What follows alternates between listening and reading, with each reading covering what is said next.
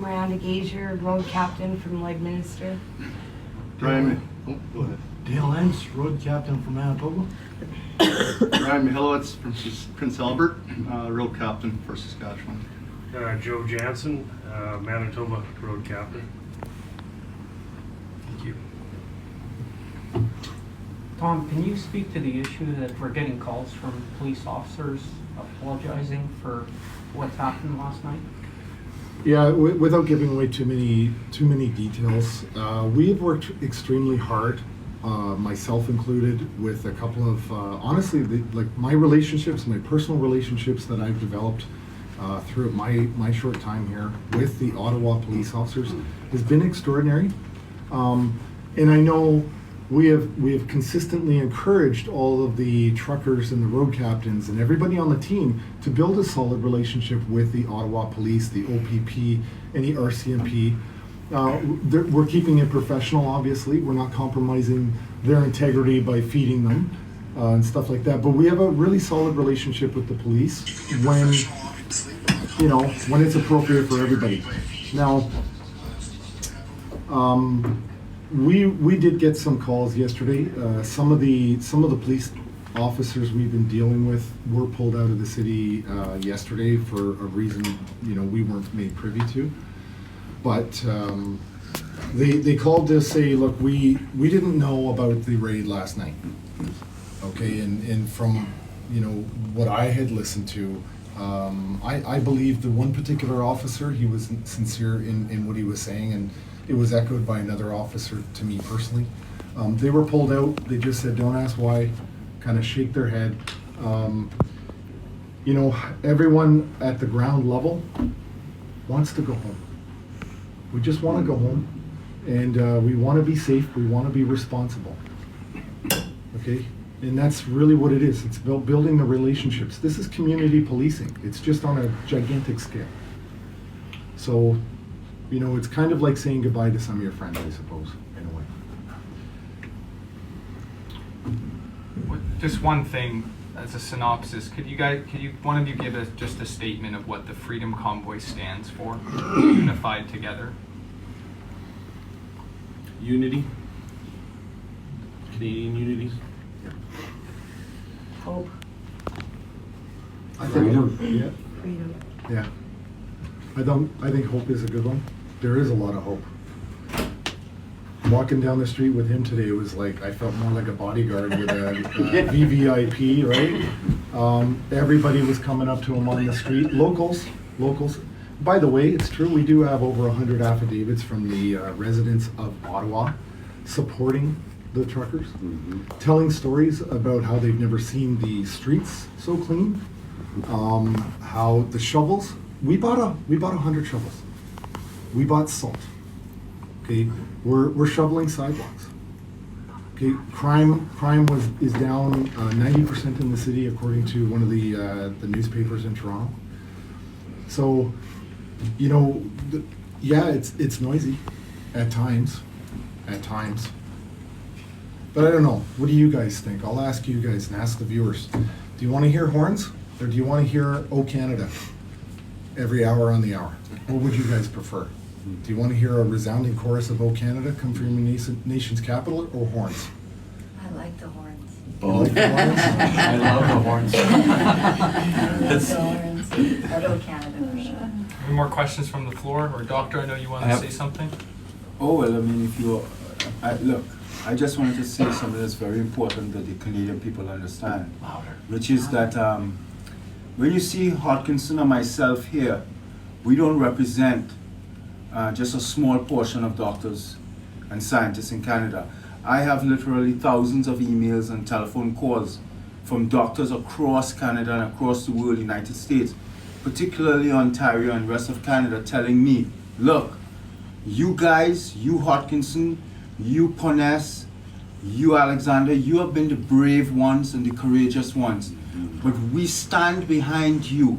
We are fearful. We're going to be targeted by the government, by our colleges. We're going to lose our appointments and our income. So please don't keep quiet. You wage the battle. You stand behind the trucker. You give them the science that they need.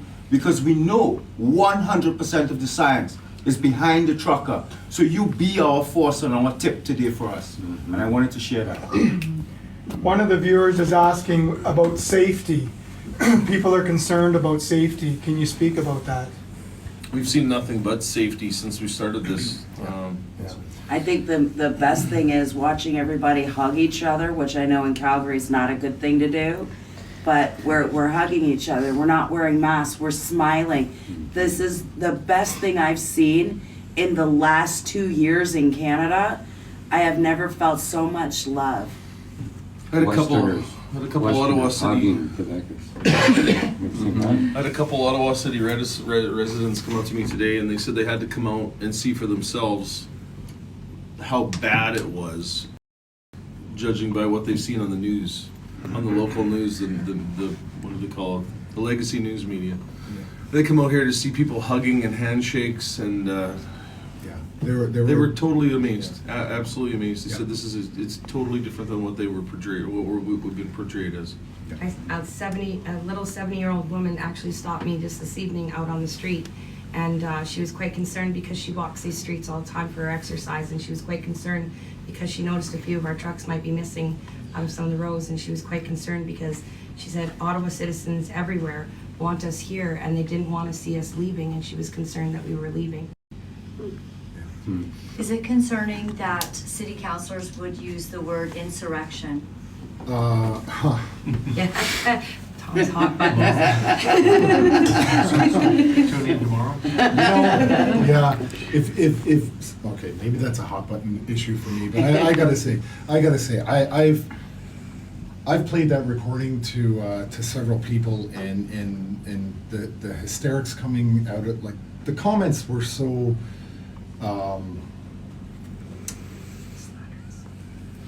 As you can tell, I'm not usually at a loss for words, but I was stunned. I was stunned by the irresponsible language, the dramatization of absolute fiction.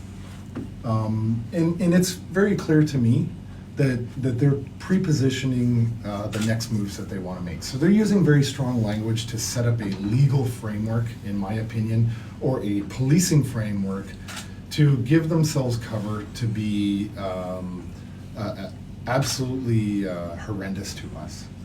And so it was really, the language chosen in that meeting was very specific, very specific. She said the words, Diane Dean said the words, the chief repeated the words, this morning I repeated the words. So you're getting three people saying the same set of words, but, you know, one is to put on a lot of show to create themselves a legal framework. I said the words to highlight that level of rhetoric and irresponsibility is just going to get someone hurt. She said those things about Canadians. I haven't seen her on a YouTube talking about ISIS like that, but she's talking about Canadians like that. It was embarrassing. It was embarrassing. And, you know, it hurts my heart to see that kind of language being spoken about Canadians that have the word freedom in their name. It's embarrassing. It's shameful. We've received a lot of comments on here.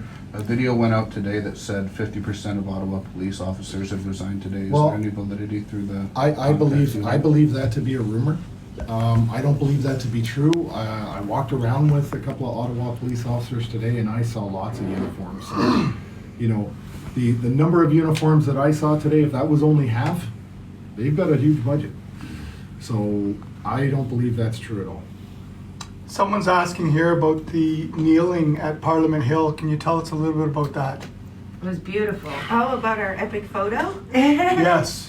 Yeah, it was a really, really, really wonderful and positive experience. We wanted to kind of help contradict the misconception that our numbers were small and that we are standing together in unity. It was really, really quite an epic experience. There was kids everywhere, you know, people got free hoodies, people sang "Oh Canada," they chanted freedom. My piece is morale and to help you guys see the more humane picture of what's happening here. But I will tell you that I would strongly encourage people to contact the municipality of Ottawa to help us get some of the things that we need in order to keep the situation humane, like porta potties and things like that. There's a huge outcry for those things, and they're being leveraged. The basic essentials of life are being leveraged for police, what they want to have happen.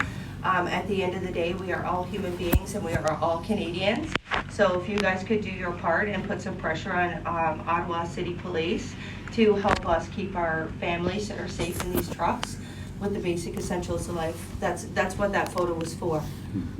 Was to show unity and that we are human and that we do have a presence here, and it's an acceptable presence here. We didn't storm Parliament. We took a kneel at Parliament to show that we are here and we are at the mercy of our community and our country to help us get this done here in Ottawa. Tamara, could you speak on some of the best ways to help people in Ottawa, both financially and with support? For the truckers, we have an Adopt a Trucker program. That's adoptatrucker.ca. We've set up the Give, Send, Go, which is an alternative Christian-based platform as opposed to GoFundMe. We still have the e-transfer email set up. So also, I know up at Parliament, I was up there today, there's a great big jug that you can donate cash to right by the stage if you want. And that money can get to them right away. So. And we're working on a couple of NFTs. Yes. They'll be coming out through paralleleconomy.com. And we'll be looking for an auction house to auction off a few sweaters with the names of some of the organizers on those shirts. There will only be one of each size. That will be the only ones that will ever be done. So between 5 and 6 will only be ever released with all these signatures on them.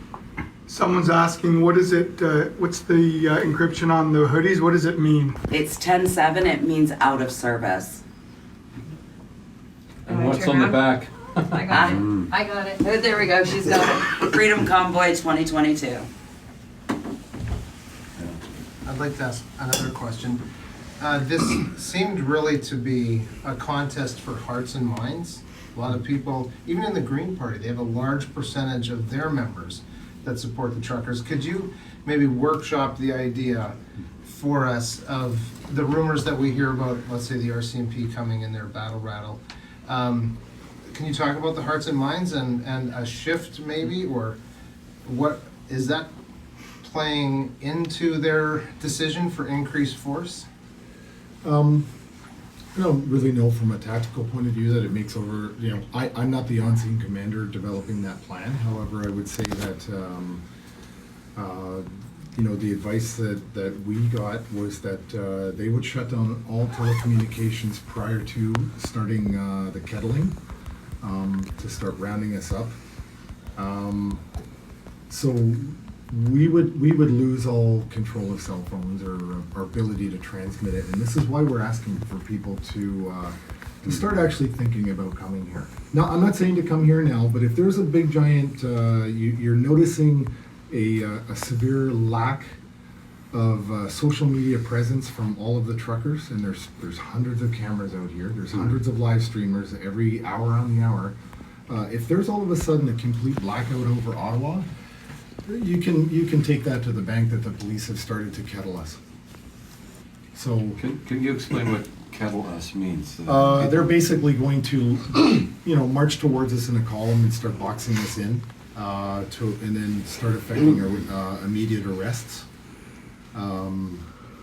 It's something that we saw at the G8 G20 summit in 2010. Really disappointing. We all know how that turned out. I mean, the lawsuits are still ongoing to this day, 12 years later. The police did not handle themselves really well. In that particular case, what they did is they kettled people into a corner and then started actually gassing them with tear gas, where they had no escape route, right? I don't believe they're going to do that. I think they've learned their lesson all across North America that that's probably a terrible thing to do. But at the end of the day, that's gonna be a tactic that they use, is to start basically boxing us in and start effecting arrests, and then take us off to some sort of processing center.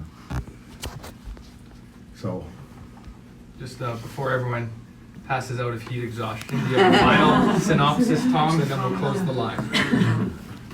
I just think it's really important too to clarify one thing for everybody. We are not occupying Ottawa. We are protesting peacefully in Ottawa. I want to make that very, very clear. We are not occupying. This is not our home. We want to go home. We are here protesting peacefully. yeah. You want a synopsis? I want to sit at a table with all of these people and people that can make a decision. And I want our scientists to sit at tables with their scientists and answer, improve the science that they keep telling us to follow. Okay? Because from our perspective, or from my personal perspective, all I'm seeing is political science, not actual medical science. And I'm tired of seeing that. Okay? I think the Canadian viewers or the Canadian public are smart enough to know the difference between political science and theater and actual medicine. But the mainstream media keeps censoring. They block purposely. You know, it's almost akin to something you would expect to see in North Korea and China, the way they control the media around here.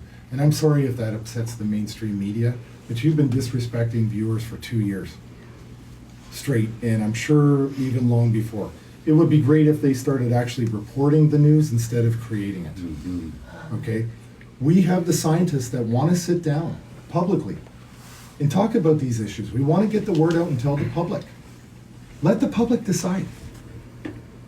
Let the public hear both parties and let the public decide. Okay? Don't coerce them into getting a jab. Let them decide for themselves. You know, and from my limited understanding of the law and informed consent, but I always understood it to be a two-part formula. Okay? I'll give you my consent when you give me the information. And since these long-term safety studies are not yet complete, the clinical trials are not yet complete, how can you give me the information?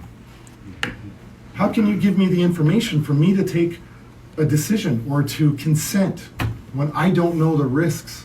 And when you're concealing the risks, I know they're concealing the risks. They know they're concealing the risks. Let the public know. Let the public know what the risks are.